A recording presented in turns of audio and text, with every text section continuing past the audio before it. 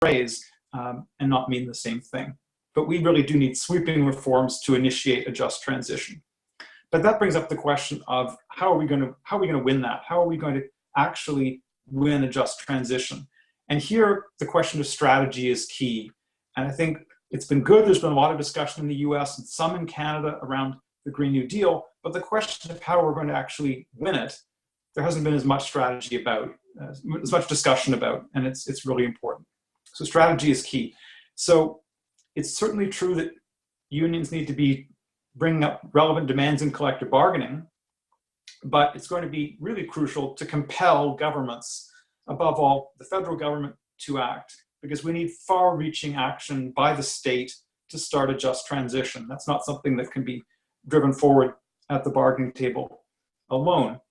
And the challenge here then, when we think about this, is that we can't rely on any of the existing political parties to do this for us. And I think there are two reasons for this. The first is that they're lacking when it comes to the policies, when it comes to what they're actually committed to formally. But then when we think about, even if you had a political party that was truly committed to address a just transition, if it was elected into office, it would find itself in office, but not in power. There's a difference here, because there are, of course, many important sources of power that are never subject to election. If you think about the people we never elect who run corporations, you think about the people we never elect who are in the upper reaches of the civil service, at the central bank, people at the top of the military and the police and so on. Those people are never subject even to the limited democracy that we have in capitalist societies. And so even a party that was fully committed to a just transition would face very serious challenges being in office, but not in power. And it's for that reason that mass social movements are so crucial, and why we need to build a mass social movement to fight for this kind of social change, and a movement where unionized workers need to be central. And I want to just quote here from a great document called 4 Principles of the Red Deal. This was produced by a radical indigenous organization based in the US and New Mexico called the Red Nation. And in the US, the Democratic Socialists of America also endorsed the Red Deal. And in the Red Deal, there's a wonderful line which says, "Our leverage is people. Leverage comes from a movement behind you. Only when people move do we build enough power to force concessions and eventually win."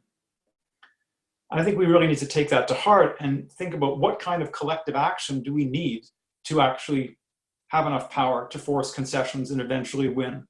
How do we actually fight to win when it comes to a just transition? And I think this brings up the need to think about mass direct action. That is, large numbers of people engaging in disruptive action like strikes, occupations, and blockades to actually bring to bear the power that we need. Mass direct action is so important because it disrupts profit making, and it can disrupt the regular functioning of the government and other institutions, so it can tap enormous potential power. And here we can be inspired by the Massachusetts affiliate of the National Education Association, the NEA, in the US, which put out a call for a teacher strike across the US for a Green New Deal. It's a very ambitious idea, but I think it's precisely the kind of idea that we need to be raising. So if we're talking about mass direct action, we're talking about strikes, we're talking about political strikes. And certainly in Canada and the US as well, but I'll be focusing on Canada here, this throws up 3 problems for us when we're talking about striking for political objectives. The first is that since the 1940s, unfortunately, labor law in Canada has banned political strikes. They're not within the law. Second problem is that prohibition has generally been accepted within our unions. Few in our unions see that legal restriction as an unjust restraint on our collective action, which is, I think, how we should see it. So we rarely think about strike action as part of our labor political action strategies. It's usually off the table. Now, it's true, though, that sometimes workers have engaged in political strikes despite the law. So back in 1976, there was a pan-Canadian one-day general strike organized by the Canadian Labour Congress against wage controls. In the late 1990s in Ontario, there was a very important Days of Action movement against the austerity of the Conservative provincial government, the Harris government at the time, which involved political strike action as well as other protests. And as part of that wave of resistance in 1997 in Ontario, over 100,000 teachers in Ontario went on strike against unjust legislation. More recently in 2015, on May the 1st, there was small-scale political strike action in Quebec against austerity as part of an anti-austerity movement there. So there have been times where workers have shown that it's possible to do this. The third problem is that the lack of experience that we have with political strikes makes them seem inconceivable to many people. Many people, when unions are losing ground, as many of our unions are these days, find it hard to imagine political strike action. They find it hard to imagine mass direct action for climate justice. So those are three really important problems that I think we have to name and to start thinking about. Those are real barriers. But if we're serious about winning a just transition, we have no choice but to recognize what kind of collective action is actually going to be needed to win and to start taking steps in that direction, even if they're tiny steps. So I just want to wrap up by saying a few things about what we can do in the short term. The first is education. We need to be doing education in our unions about what climate change is, why it's happening, why it's really happening. We need to not shy away from naming the system, talk about capitalism and its connection to climate change. We need to start bringing up ideas about a just transition and a Green New Deal. We can't settle for half measures or small changes. We have to really talk about the kind of scale of change that's necessary. We have to talk about what does climate justice mean, because not all responses to climate change are climate justice response. And we need to open up the conversation about what it might take to achieve these kinds of changes. So another thing we need to do is just think about how we can start integrating a climate justice perspective into every dimension of what we do as unions, including collective bargaining. How do we actually start looking at collective bargaining with a climate justice lens? And then in the really short term, I think we need to try to get involved with whatever climate justice organizing is happening around us right now. And we have a really important opportunity coming up with the student strikes for climate justice that have been called. So I think as many people on this webinar will know, there's going to be a week of action in Canada. The most important day is going to be September the 27th, but Climate Strike Canada has called for a week of action between September 20th and September 27th. And on September 27th, they're really reaching out and calling on adults to get out of our comfort zones and to join in. So locally, we can reach out to youth climate strike organizers. We can invite them to our unions. We can invite them to our labor council meetings. It's very powerful for our members to hear teenagers talking about the future and talking about the kind of change that they see is necessary and the speed at which that change needs to happen. And that can be really important. And it's also important for those student climate strikers to know that unions are on their side. So I guess I'll wrap up by just asking people to think about talking about what you can do for September the 27th. Of course, we shouldn't expect workers to go on strike in Canada for climate justice, unfortunately, on the 27th of September. But can we participate in demonstrations that are happening? Can we hold workplace meetings to discuss the climate crisis, discuss a just transition and a Green New Deal? There are lots of creative ways that we can plug in to what's actually happening at the end of this month and use that as a stepping stone to higher levels of involvement and more participation by workers in future youth climate strike action.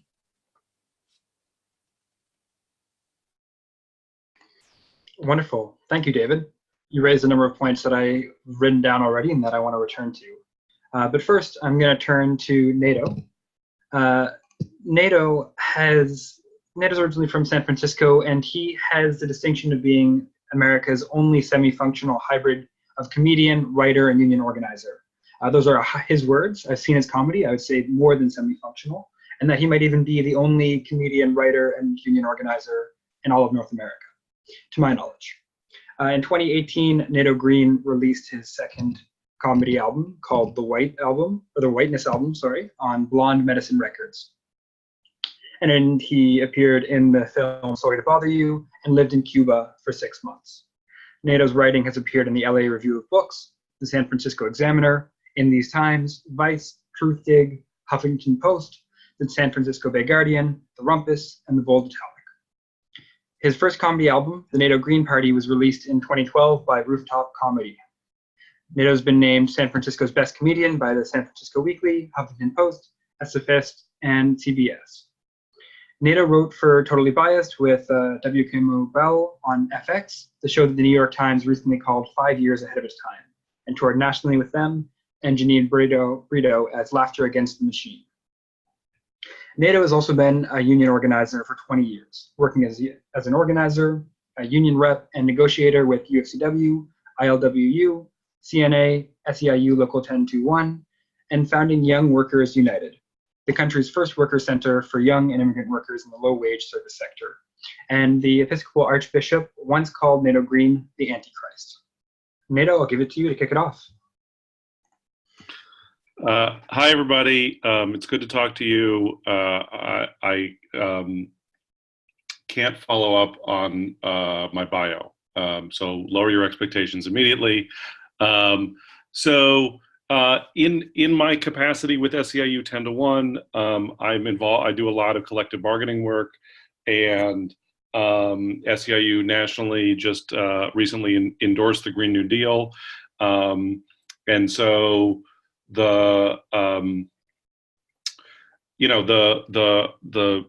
science of climate change, if I can sum it up as someone who doesn't really understand science, basically, as I understand it, means that everyone needs to do everything immediately, if not sooner, which gives us a lot of room to maneuver in the union context, and there's a lot of open space between the best case and the worst case scenario for the future. Sort of, we have a range of options from Blade Runner to Mad Max Fury Road, and what we do next may steer things one way or another. And I sort of like to spend I like to get in the weeds. I spend my time in the weeds because weed is legal in California. And so I think, like, people, a lot of times unions union leadership wants to do something about climate change, and we want to incorporate it into our bargaining strategies. And we get hung up on this legal distinction about what is legally bargainable. In U.S. labor law, people talk about mandatory and permissive subjects of bargaining, and that we don't have a right to negotiate over things that are managerial prerogatives. But I think we, based on what the science says about how serious the climate crisis is, I think we have a legitimate argument that the employer's direct complicity over in how much worse the climate crisis gets and how much we suffer as we live through it is a condition of employment. Our local is a public sector local. We mostly represent local governments, and in California, the public labor law is better than national labor law. So we have some better legal frameworks to work within. So in the context of negotiating with local government, there's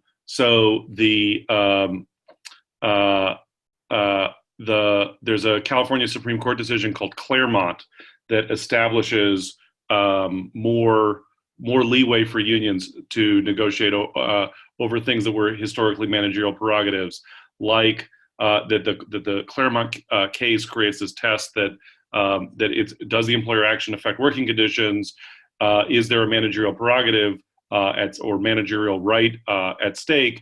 And this is a critical thing: the union can assert a right to bargain over a managerial right if the benefit to employee-employer relations outweighs the need for the employer to exercise their right to manage operations in an unencumbered way.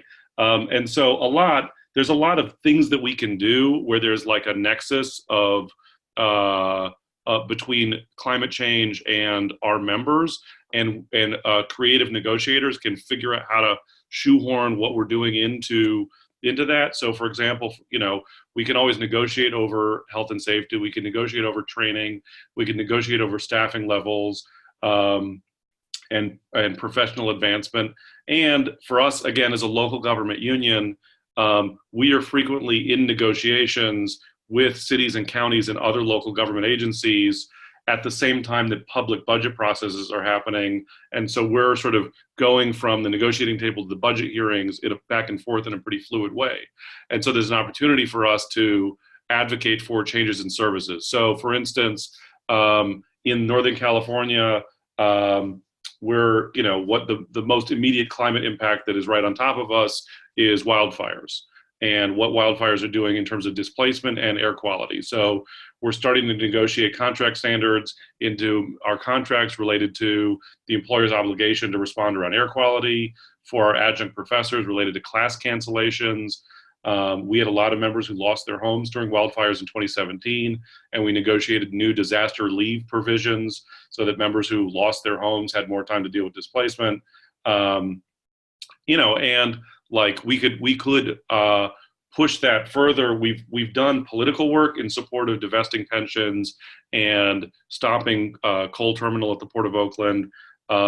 We are looking at pushing that stuff further in terms of advocating for, expanding public transit and bike lanes and tree planting, and our members who work in, that the way that sea level rise and wildfire response is taking over public budgets.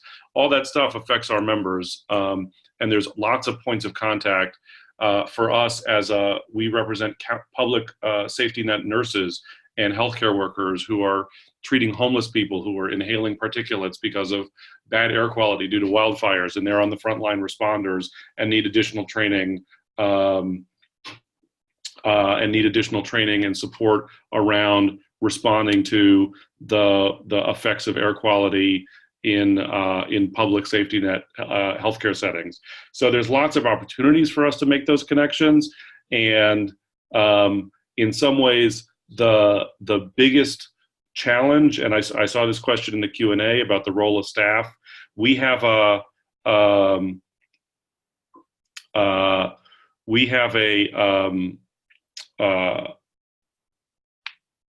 democratic union, and staff, like we had to educate our members around the Janus decision and the imposition by the Supreme Court of open shop, right? That was not, we had to educate our members and win our members to understand why fighting for union power was important to them, and important to our ability to do everything else that we do. That was staff and rank and file leadership led the members on that issue, and we can do that too. And as other people have talked about in the context of the work on bargaining for the common good, the major obstacle that we have to overcome is how low people's expectations are.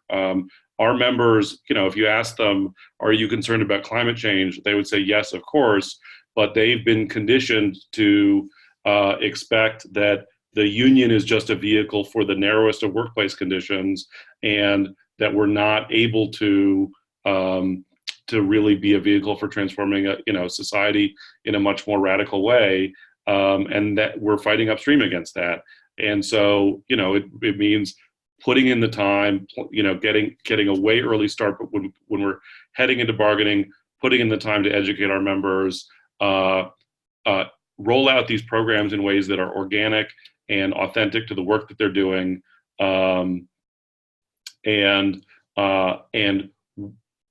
convince them that what is true generally about bargaining for the common good is also true about bargaining for the common good, specifically on climate justice, which is, our members are in the public sector are concerned about privatization and austerity and contracting out and neoliberalism and budget cuts and benefit cuts and all those kinds of issues. And that for us to be out front at advocating that the public sector is the right vehicle to respond to the climate crisis is also the response to declining wages and erosion of benefits and attacks on pensions that is front and center for our members' concerns. Thank you. Good night. Wonderful. Thank you, Nato. But please don't leave just yet. There's plenty of people who here want to pick your brain. I'm going to start talking now. Just wanted to welcome everyone. I've seen some more people joining. I know we've got folks from across Canada as well as the United States. I've seen some folks from Australia here. So just wanted to welcome everybody. And if you haven't yet, please say where you're from and if you're part of a local, and you can put that, a union local, and you can put that in the chat. And that's where also you'll put any questions you have, and we will raise them after our next speaker. So I'm very thrilled to present Tiffany Balducci. So I've had the pleasure of working with Tiffany on a project she'll talk about in her speech right now. But Tiffany's originally from the United States, and Tiffany's been involved in union activism in some capacity since she was a steward at the public library system in Flint, Michigan, when she was 14 years old. Today, Tiffany is the president of the Durham Region Labor Council, president of Durham Northumberland QP Council, and fourth vice president of QP Ontario, and that is the Canadian Union of Public Employees. Tiffany loves advocating for strong public services, grassroots and community organizing, fair working conditions and wages, human rights, and social and environmental justice. Tiffany is involved in the grassroots Green Jobs Oshawa Coalition, which is a coalition of workers, community leaders, and environmentalists, as well as labor and social justice advocates, all working together towards the common goal of placing the soon-to-be empty Oshawa assembly plant under public ownership and retooling it for socially beneficial manufacturing. Tiffany is also the proud owner of a scrappy rescue cat and an adorable pug. Her writings have been featured in Oshawa This Week, Rabble, Voya, and rankandfile.ca. So I'll give it over to you, Tiffany. Great, thanks. Hi, everyone. Thanks so much to the organizers and the LEAP and everyone that's here tonight. And that scrappy pug that was talked about earlier is at my feet right now, quietly listening in. So if you hear some grumbles or barking, that's just Nico chiming in on this. So I'm going to talk about a few things. I'm definitely going to talk about the work that we've been doing with Durham Region Labor Council and the Green Jobs Oshawa Coalition and what that looks like at the grassroots and the ground level. I'm also going to talk about the work that my union, the Canadian Union of Public Employees, has been doing as a Green New Deal signatory and endorser. And I'm going to talk about what that actually means and the work that we're doing with CUPE alongside the Coalition of Black Trade Unionists to address environmental racism as well. And I'm going to talk about CUPE Local 2's call for free transit and what that means and how that impacts this climate justice discussion as well. So I'll begin by discussing the organizing we've been doing with Green Jobs Oshawa Coalition and the broader Green New Deal coalition that we have going here in Durham region. For those who may not know, a labor council is a delegated body made up of union delegates of different union locals around a geographic area. So our area is Durham region, which includes Oshawa, Ontario, which is where General Motors hub is in Canada. And it just so happens I moved to Oshawa from Flint, Michigan, which was a hub for General Motors in the States. So I'm very familiar with GM and they're leaving places behind. So Green Jobs Oshawa, as talked about before, we're a coalition, but not just workers, we're also youth climate strike organizers, as we heard earlier, like they're on the forefront leading. We're definitely working with them and taking the lead from them.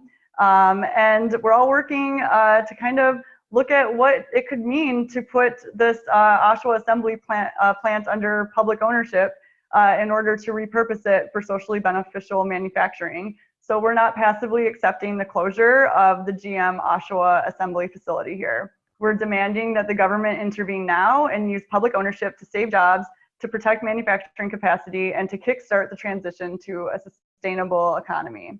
We know there's other options. The Oshawa facility has the tools and equipment to produce socially beneficial products.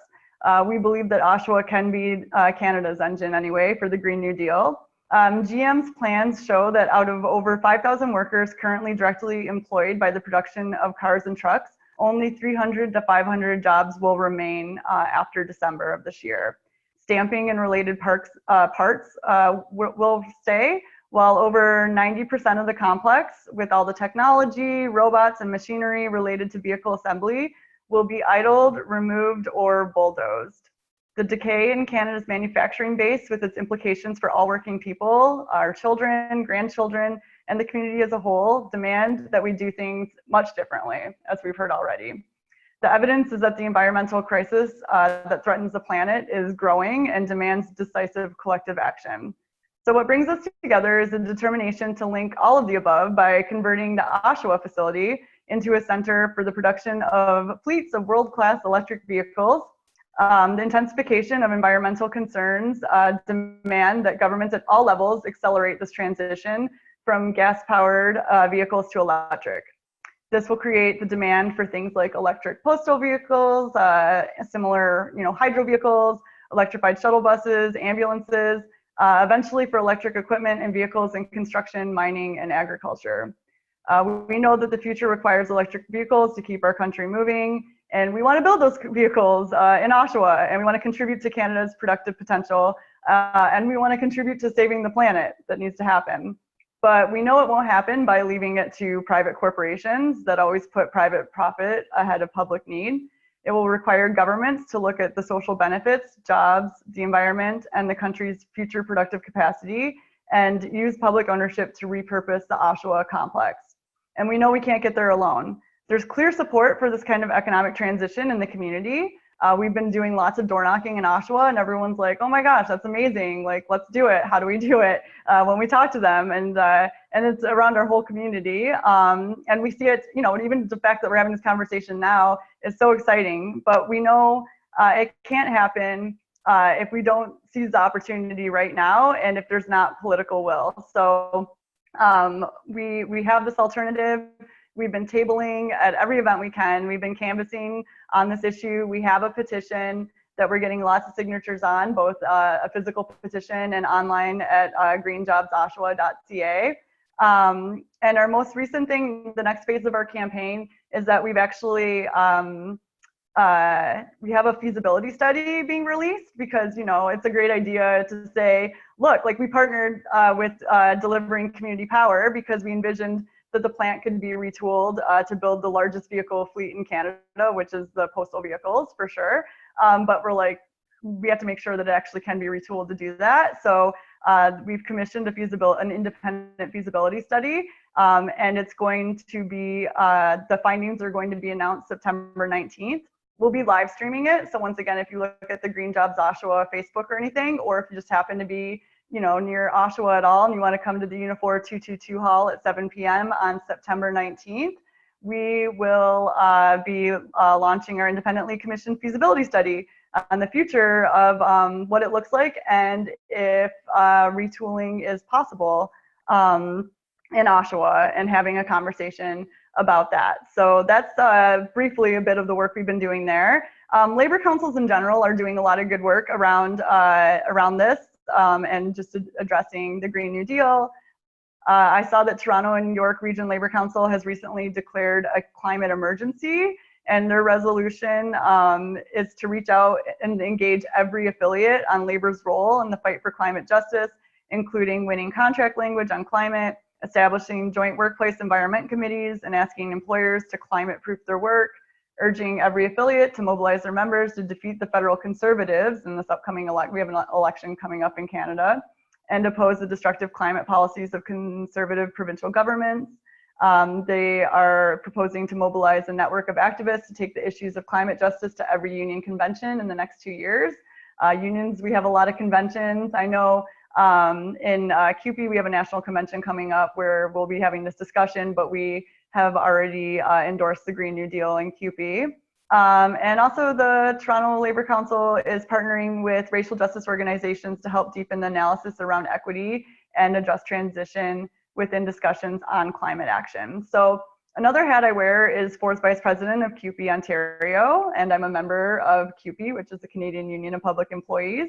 We're Canada's largest union with over 680,000 members across the country, representing workers, much like what Nato said with SEIU in the States. CUPE represents workers in healthcare, emergency services, education, early learning and childcare, municipalities, social services, libraries, utilities, transportation, airlines, and more. And we're one of the only unions in Canada so far to sign on to the Green New Deal. What this looks like in practice is, calling for greener workplaces and existing CUPE jobs, promoting all facets of greening the workplace, such as joint workplace environment committees, much like we have joint health and safety committees, having these environment committees to look at greening the workplace through bargaining language or these conversations. Workplace environmental stewards, so much like you have a steward for grievances that you may have, violations of the collective agreement. If you see something that you can address environmentally or that the workplace can be addressed, CUPE is hoping to get stewards in the workplaces to address this. And there's a tool on CUPE's website to assess the environmental record of the workplace. And then with CUPE Ontario, so that's the political wing of CUPE, and that's where I'm on the executive board for. We have an action plan that's a main focus of it is dealing with white supremacy, both internal and external to the union. And we recognize that the intersection of the environmental movement and actually progressive and labor circles, much of the conversation and work occurs without a racial analysis. So we offer a participatory workshop specific to environmental racism, along with our partners Adapting Canadian Work and the Coalition of Black Trade Unionists. CUPE is a member of both of these organizations. So as the pressure of global warming upends jobs, education, health in our communities, the impact of environmental racism exposes the destructive suppression of racialized and Indigenous dreams and aspirations for economic equality. At the same time, climate change can serve as a social catalyst through the creation of new economic opportunities for Canada's racialized and Indigenous communities, and have an active transition to a green economy, but it won't be just, and folks will still be on the margins if they're left out of this conversation altogether. So this participatory workshop explores the following research framework themes. The impact of environmental racism exposes the destructive suppression of racialized and Indigenous dreams and aspirations for economic equality. At the same time, climate change can serve as a social catalyst through the creation of new economic opportunities for Canada's racialized and Indigenous communities. It presents us with an opportunity to change. And 3, if Canada's racialized and Indigenous communities are not engaged in the struggle, the transition to a green economy will not be just. There can be no change without a struggle.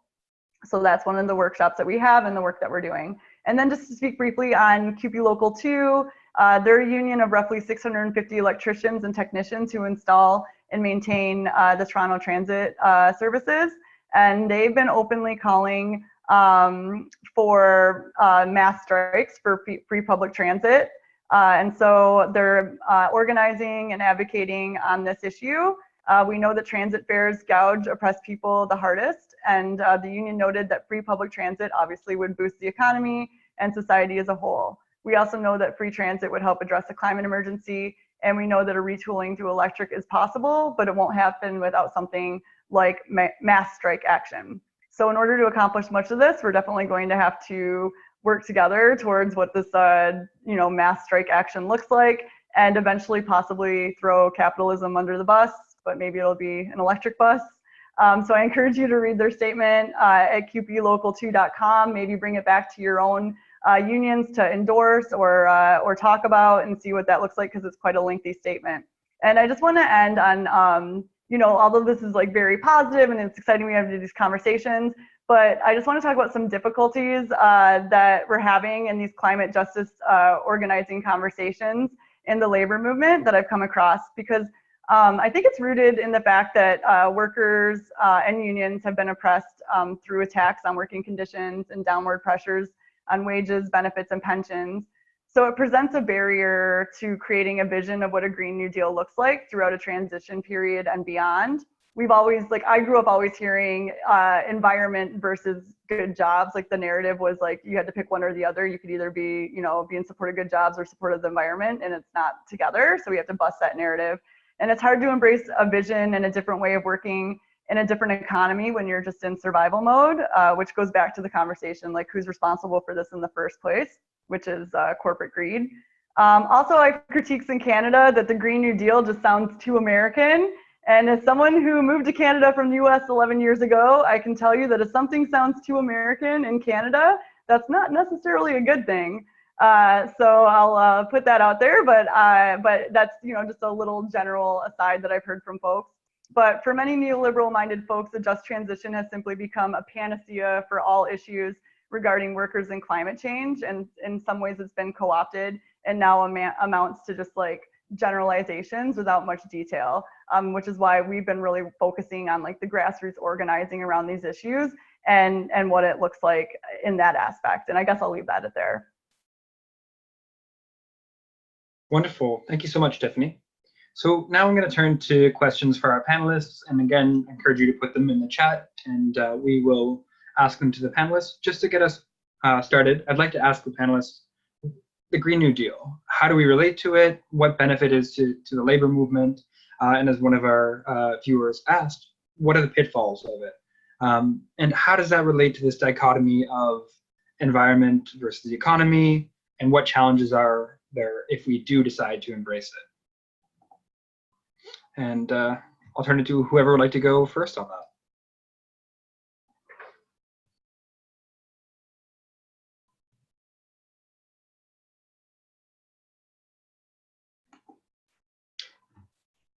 I'll also add another question to that.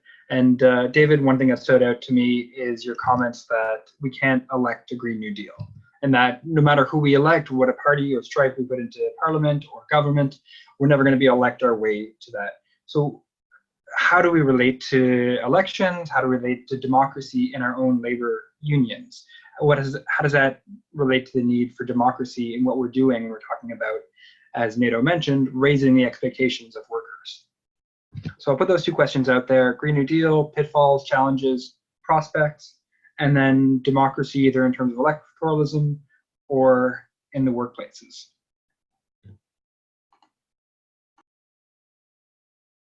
And I'll invite you just to jump in, and we'll go from there.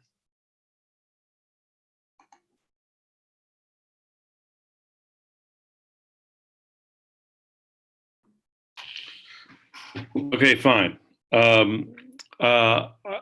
So I was just gonna acknowledge that I've seen a bunch of people in the chat talk about how to relate to the fossil fuel unions, the extractive unions, and I think like the labor movement is not monolithic, and as an organizer, generally my perspective is to move from strength. That the unions that are institutionally have the greatest stake in the fossil fuel industry, or where there are the biggest challenges to supporting climate justice, are not going to be the ones who are first out of the gate providing leadership on what needs to happen on the climate issue. In Northern California right now, there were these big wildfires, and there kept being findings that our major investor-owned utility and their maintenance of power lines were responsible for these huge wildfires. And so as a result of that, just this week, the city of San Francisco put up an offer to buy the utility and to create a publicly owned electrical utility in the city of San Francisco.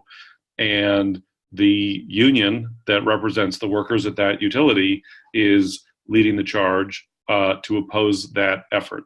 In the spirit of moving from strength, it's not going to be.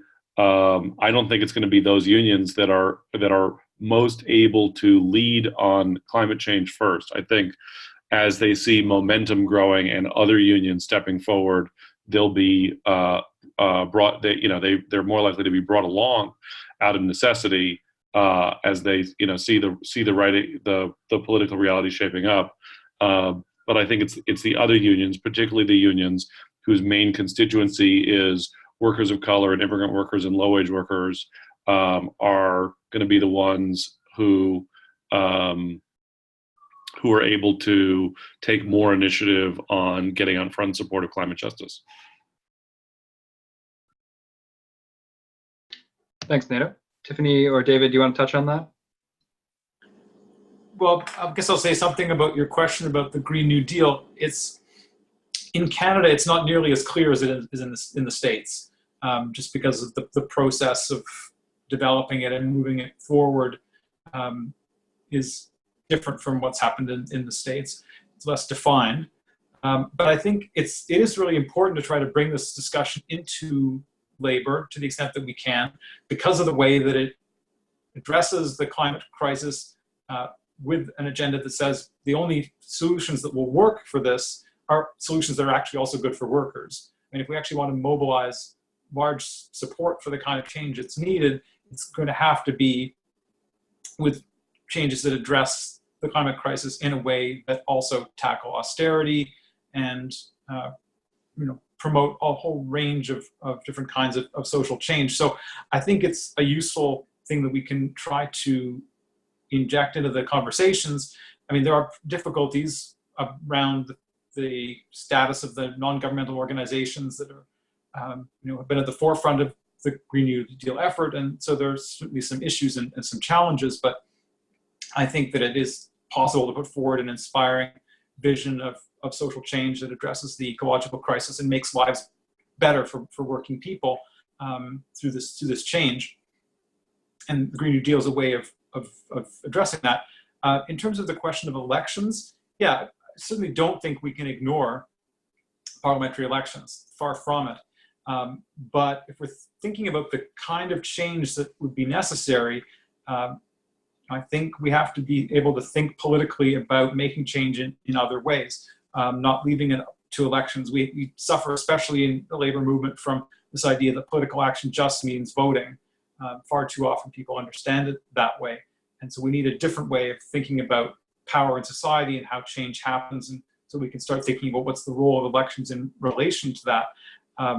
So certainly, you can imagine a situation where a government that's committed to a Green New Deal or something like it gets elected, but then finds itself unable to move forward because there hasn't been a mass movement created in society to drive it forward, to overcome wavering, to overcome opposition from corporations and also from inside the state.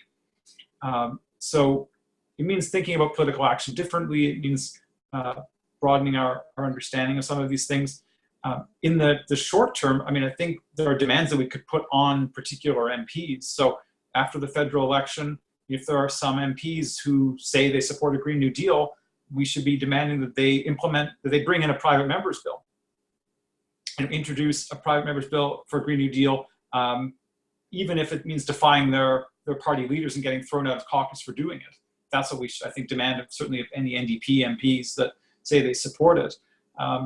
And it wouldn't, we're not thinking about it passing, but simply introducing it into the House of Commons would be a way of introducing the discussion on a much broader scale, right? If there was a genuine Green New Deal piece of legislation put forward, it would, broaden the spectrum of ideas that people could be considering and challenge the way that climate change is being discussed. But we shouldn't expect that NDP MPs will do this just out of the goodness of their hearts, because I think the NDP federal leadership is not, at all interested in that kind of thing. It's going to take mobilization by climate justice supporters to actually, push some MPs to rebel and to do that. I think that could be a very valuable tactic to help us take the climate justice movement forward. And so union activists should be, thinking about what role we can play in relation to that, to try to build a movement which down the road could actually win more. Great points. Tiffany, did you want to add anything to that? Sure. I'll just quickly add, one of the things I briefly touched on, like a traditional tool that we have just within the confines of the labor movement are the conventions that we have and getting resolutions passed at the convention, because then whether or not leadership is on side with the idea of a Green New Deal or declaring a climate emergency or anything like that, if you can get the will of the room of the convention floor, then, through the democratic process, the leaders are going to have to, uphold the resolution that is passed on the floor. And with that being said, when I get a chance, I will try to put some examples of resolutions in the chat box. I think someone asked for that, and I think I have a couple that I can quickly put over there. And then as far as organizing outside the confine, like not just because not everyone, is in a union. Obviously, we have so many workers that wish they were in unions, or folks that aren't working, or students, or are out of work. So in Oshawa, we have a group called We Are Oshawa, which is a grassroots nonpartisan organization that just seeks to make progressive issues a priority in Oshawa. They're invited to Labor Council, but they also have their own meetings that folks from all over Oshawa are invited to attend, and we kind of make sure we all talk and don't work in silos, and we work together on these issues. And the aim is to empower mobilized residents to become active agents for social change in the community. And right now, the big focus, every year, the members vote on of We Are Oshawa, and in order to be a member, you just have to live, work, or go to school in Oshawa. They vote on what they want to tackle that year, and in the past, it's been things like universal childcare. For a long time, it was 15 and fairness, and this past year, it's been Green New Deal organizing. So we've definitely been working outside the structures of the labor movement as well. So that's not a barrier to participation. Thank you. I want to follow up on that thread about the fact that not all of us are in unions or are connected to labor unions. I mean, I think one of the things that looms large in the background of this conversation is that organized labor has been under attack for the last couple of decades. And we've seen the rate of unionization declining. I mean, much more sharply in the United States, where we've got right to work laws and the Janus decision, but also here in Canada, especially for young people, for racialized workers, and in different sectors like that. So part of the questions are, how do we relate to people who aren't in a union?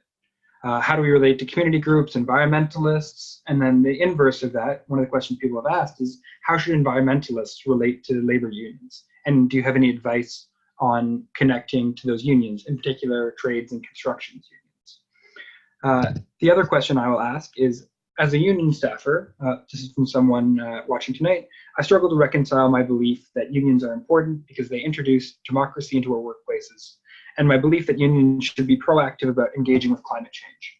My union is generally a militant and somewhat progressive union, but is facing serious austerity challenges from the province, and there's little appetite among the members for action on climate. So what role should union staff be when reconciling action on labor and action on climate? And then I'll also ask a question on how do we relate to grassroots campaigns for decent work, for migrant justice, for free transit, and others, especially in Canada and the US, where we are on Turtle Island. How do we relate to First Nations and Indigenous groups when it comes to climate justice? And especially considering that many of them might not be in unions. So with that, I'll turn it over to David to kick us off on this round. Sorry to put you on the spot.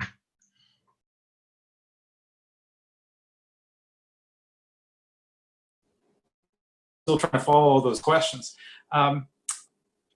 Well, when it comes to how to relate to grassroots campaigns, for example, First Nations struggles, union activists need to be there. I mean, it starts by showing up to where these campaigns are, whether it's around murdered and missing Indigenous women and girls, whether it's pipelines. I mean, it varies depending on where you are. But we really need to try to start by simply being there in solidarity and reporting back on those experiences to our coworkers and bringing that back into our unions to start to build relationships, not expecting that, you know, people who are on the front lines of some of these First Nation struggles are going to necessarily be supportive of or understanding of a lot of the things that the union people are dealing with. But if we really believe that an injury to one is an injury to all, we need to apply that in a broad sense. And it's by starting to show up and learning and listening that we can start building the relationships that we need to build between grassroots labor activists and grassroots Indigenous activists. And I think that same principle can be taken and applied in many other areas of social justice struggle. For example, you mentioned migrant justice. I think it's true there. And doing that, that's going to set off certain kinds of debates and arguments inside our unions. And I think we have to not shy away from having those debates and those arguments. You had a question as well about environmentalists and unions. And I guess, I mean, a lot of people involved in climate activism and other kinds of social justice activism quite understandably don't know very much about unions, because if unions haven't been an active force in those struggles or more broadly in the community, they may be a real disconnect.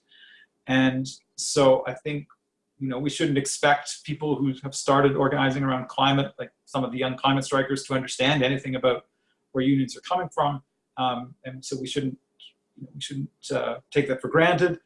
But by stepping forward as union activists to, you know, be there when they're organizing and to start building those relationships, I think that's important. And there are ways that we can do that as union activists that will help build more understanding about what unions are. And part of that, I think, is about we have to frankly acknowledge the limitations of unions. There's a lot of people, and the people will have negative ideas about unions because of corporate media and so on, but also because they may have actually had bad experiences with union leaders not supporting their campaigns or opposing the causes that they're committed to.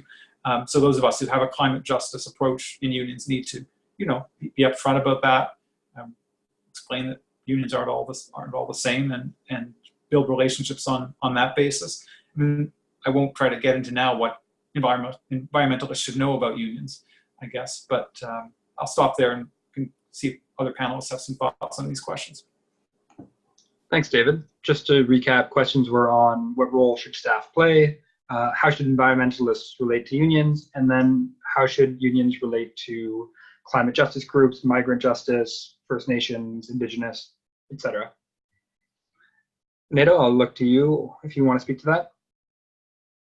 Sure. One thing I was thinking about is that it's the question about how we relate to the environmental movement and some of these other movements and constituencies. Like our members live in both worlds, and their reality is not divided. You know what I mean? And so, that what and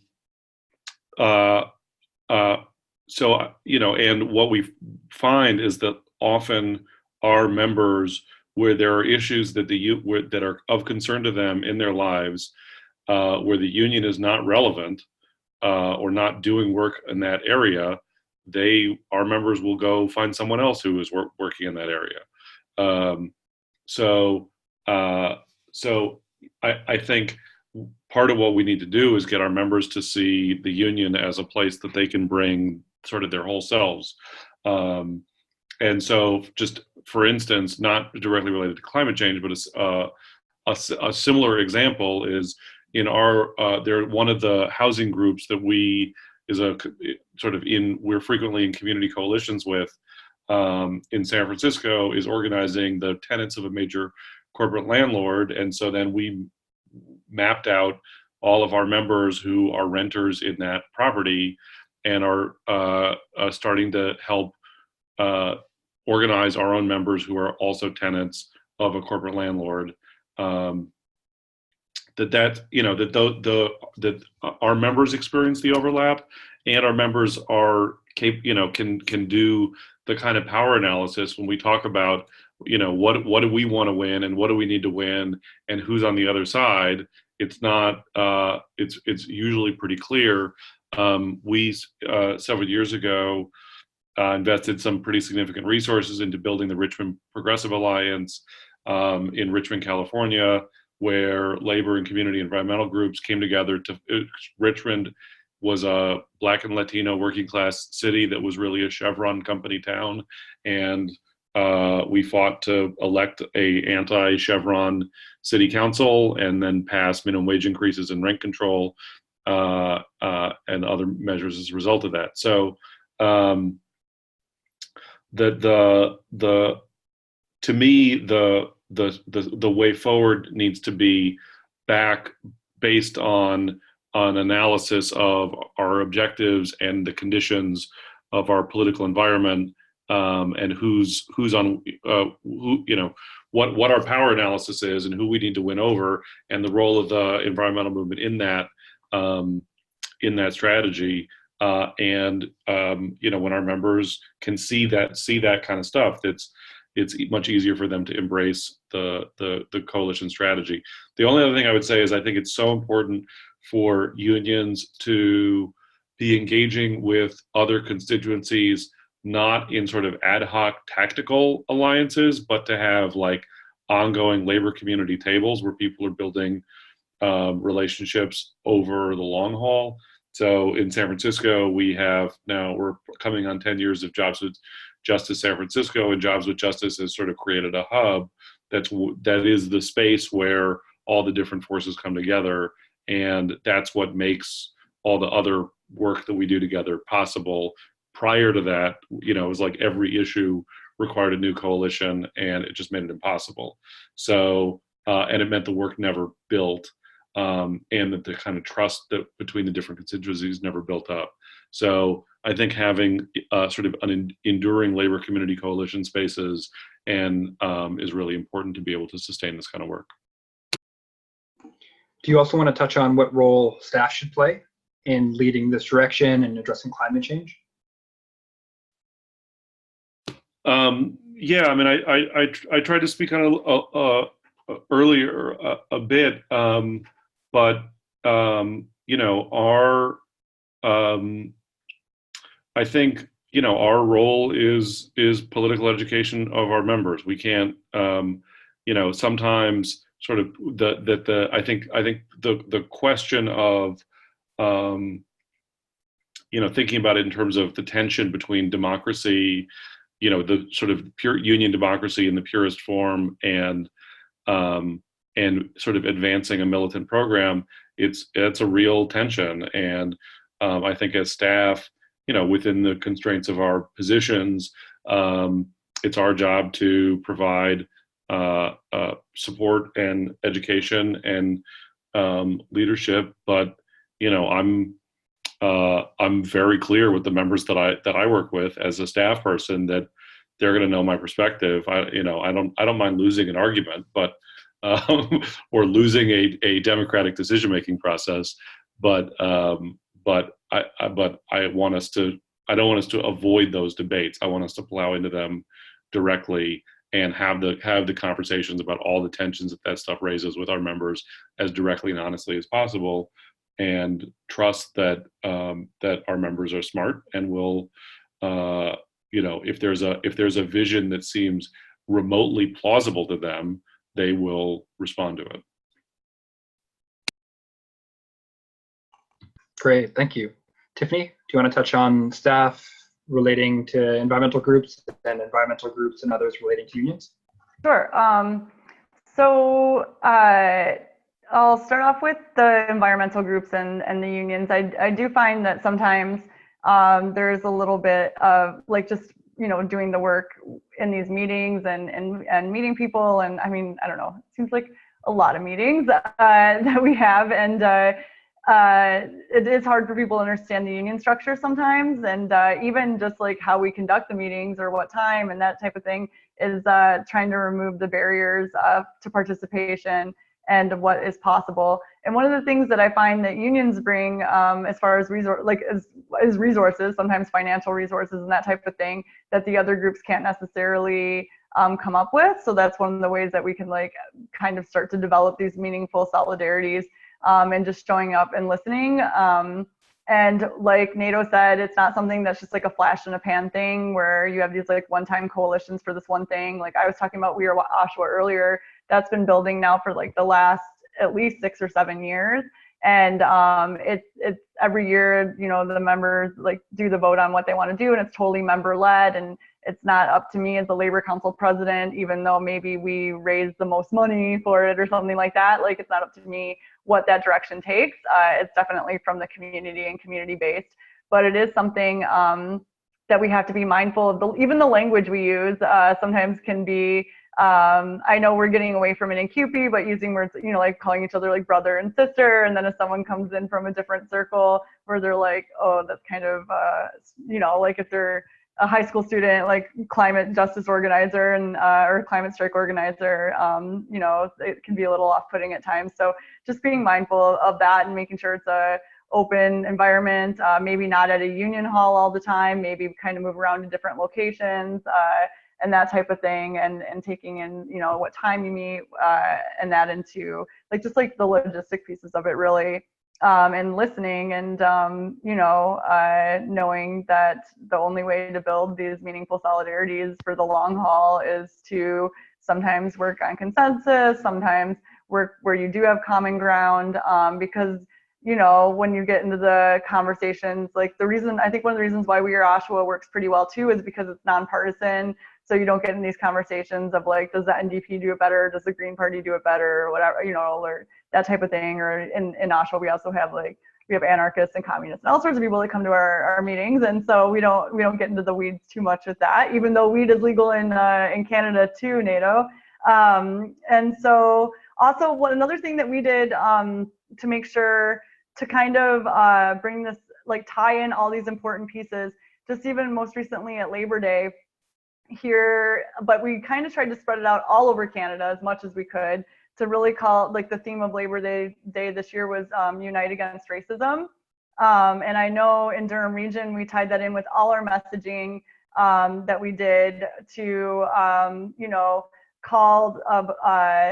to call out the rising voice of hatred and the normalization of racism that's, tearing apart the fabric of our country, and not being fooled by the politics of fear and division, and tying it into the fact that we are in the midst of a climate emergency as well, and that it's time to take bold action on climate change, but also to address the xenophobic and anti-immigrant sentiment in Canada as well, and how a lot of times it's these right-wing think tanks that are fueling both, and what we can do to, well, in Oshawa, we called on our members to revisit our revolutionary roots and, take a renewed fight and effort, renewed efforts to fight for a better Canada.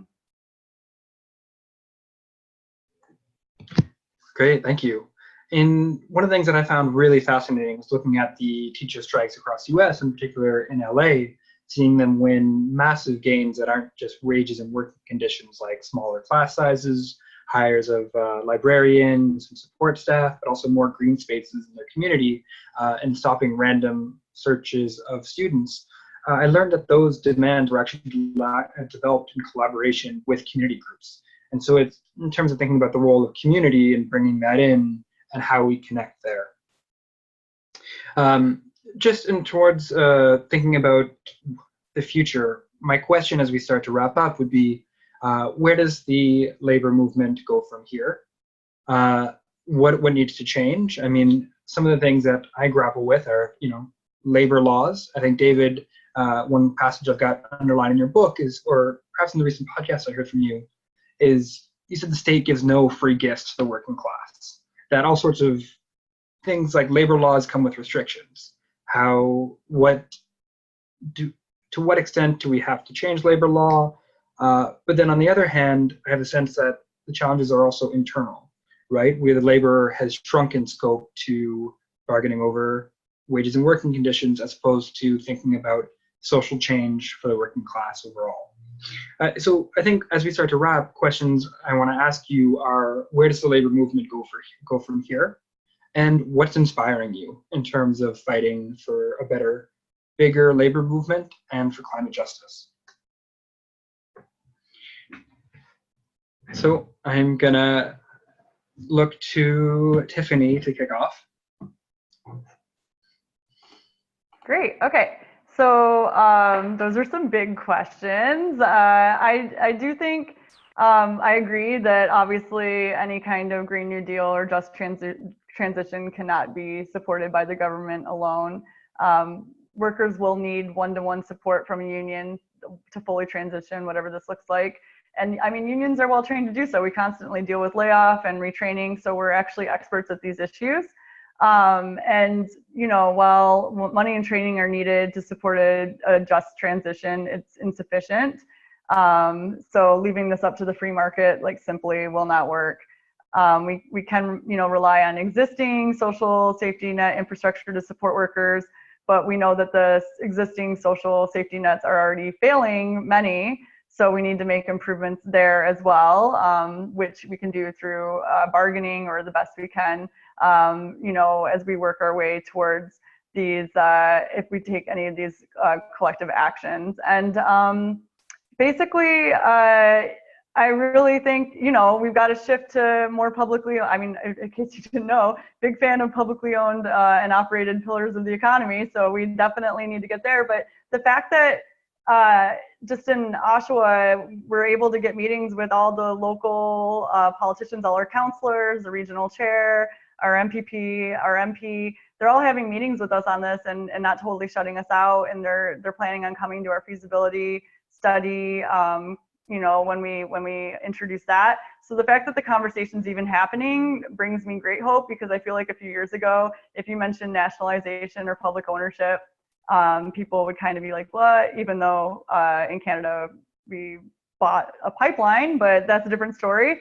And so also, where do we go from here? I mean, I think that's in the same of what inspires me. Like I know with CUPE Ontario, we just launched a campaign yesterday called Communities Not Cuts. And it's mostly, the biggest focus is to make sure that Doug Ford remains a one-time premiere, and it's basically focused on escalating actions up to over the course of the next 3 years during his term. And what does that look like? And it means rebuilding these rapid response networks all over Ontario. So we're seeing more and more people get activated and come to these, like, people were meeting and doing direct actions all summer, doing tailgates for public services, doing, the climate strikes on Fridays. So I don't know, like, I've been in Canada for 11 years, but I haven't seen this level of activism thus far. So I'm really inspired by that. And I think, so one of the things, like, we got a really, like a bad dude premier that was elected in Ontario. But one of the things that happens is that it becomes like a catalyst for change, and people saying, oh, wow, we really need to wake up and do more. So I think that's been exciting. And I'm just inspired that the fact that this webinar exists and that we're like I said, just having this conversation, all these ideas, and then like folks like these workers in Oshawa that I'm in this chat group with them right now, and they're like, when can we meet to get ready for our next phase of our campaign? And they're going to work at like 11 o'clock at night and meeting with me on like 7 o'clock on a Sunday to plan out our next phase, and like just sitting around like a table at Taco Bell and having these conversations before they go off to do the work. And it's not glamorous, but they're just, we're going out there knocking on the doors, but the fact that people at the doors are saying, yeah, we can do this. Like, how do we do this? Sign me up, tell me the next step. So I see lots of inspiration out there. Awesome, thank you. How about you, David? Okay, well, when it comes to labor and climate justice in Canada right now, I think the starting point is, I think we're at a point right now where the climate justice movement has the potential to move to a higher level because of what we're seeing with the climate strikes, with the youth-led mobilization. And I think it'll, be pretty impressive what will happen at the end of September, and that's great. And so we need to encourage unions to engage with this however we can, whether that means inviting young climate strikers out to union events, labor councils, and so on before the last week of September, if that's possible. If not, simply to reach out to them and ask how we can help, and to try to then also mobilize members to participate in some way, shape, or form on September the 27th and on other days if there are other things happening locally where you are. I think it's important because if we're going to make change around climate justice inside labor, it's going to be because of the strength initially of the climate justice movement outside labor. Right? The strength of that movement is going to help us to make change inside our unions. We need to actually be participating in it, in that climate justice organizing, building relationships, and bring some of that energy back into our unions wherever possible, inviting people to come in and address conventions and local meetings and all sorts of other opportunities. I think that will be the next step. And the last question you asked about what's inspiring, again, this may be repetitive, but I think it's the young climate strikers and other people who've been stepping forward. Just as an anecdote from Winnipeg, it's been a remarkable thing where in Winnipeg, usually the summer is extremely slow for any kind of activist stuff. And we've had weekly meetings through the summer, 20 to 30 people coming in stepping forward to build for the climate strike in September. And there's nothing like that that's happened in the city in a long time. There's a youth network organizing in a whole range of high schools. And it's amazing how political some of these students are. At the beginning of May, one of the climate strikes, this was the last one in early May, in the pouring rain, some 500 students marched from the legislature to City Hall. And I heard a young woman, must have been 16 or 17, give a speech where she said, we can't solve this by changing consumption, we have to change production, which is a pretty advanced way of thinking about it. Not everyone is in that place, but that's the kind of self-education that's happening. It's very inspirational. These young climate strike Fridays for the Future organizers, I think there's a lot of hope there for all sorts of movements, because these people are going to be going on to be involved in all sorts of other campaigns and struggles. So we need to be there, learn from them, and support them. Great, thank you. Nato. So I think that the next thing is just for unions to step up our work, connecting the climate crisis to our members, to racial justice. That the core political constituency of the extreme right wing that is attacking us at every turn is white supremacy. Like that's the political base of the fossil industry is racist white people. So I wrote a thing, it's whiteness that's cooking the planet, and the sooner that we can more directly take that on, that there's no that we don't have a path to responding to the climate crisis in a meaningful way without taking on racism and white supremacy pretty directly. And we can do that in our work in lots of ways. And what inspires me is how many people are thinking so hard and so big all at the same time, and that like nobody knows the answer. That's very exciting to me.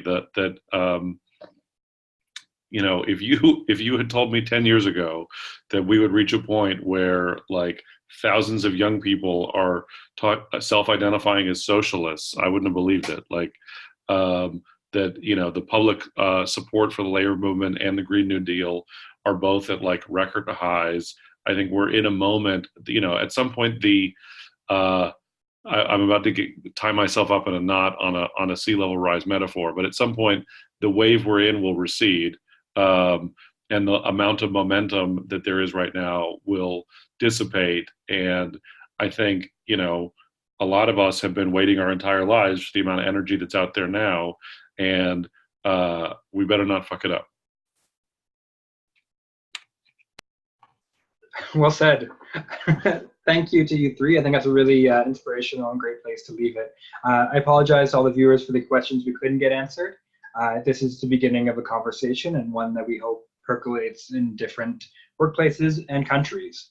We've had a number of requests to save the chat and share resources, particularly around resolutions. I know there's a database around collective agreement language in Canada around and greening your workplace and creating work climate committees. So I will collect that and share that. I also encourage people to look at bargaining for the common good, especially in the United States.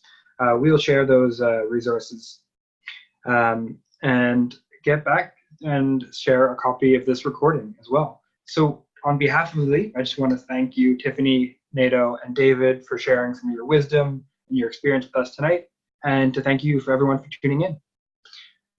Have a great night, everybody.